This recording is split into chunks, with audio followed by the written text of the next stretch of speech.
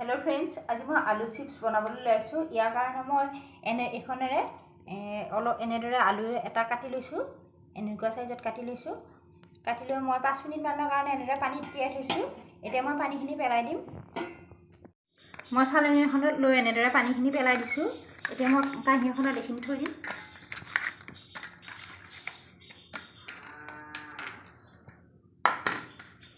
মই ইয়া শুকান কাপোৰ এখনে ধুনীয়াকৈ মুছি দিম। গামোচা এখন দিছো আৰু এইখনেৰে ভালদৰে পানীখিনি নোহোৱা কৰি দিছো।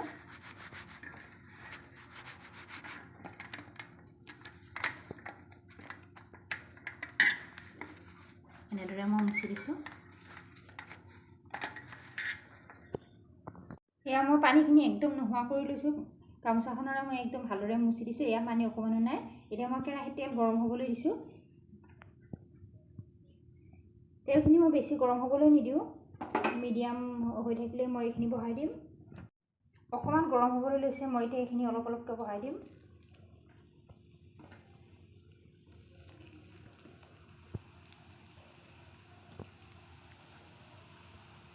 এয়া তেলখিনি ভালদৰে গৰম হোৱাই নাই।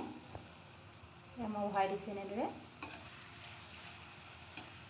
খুব কম সময়তে হৈ যায়।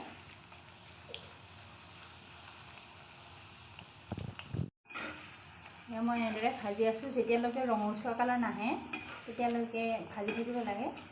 মই গেছটো কমাই দিছোঁ। কমাই দি এনেদৰে ভাজি আছোঁ।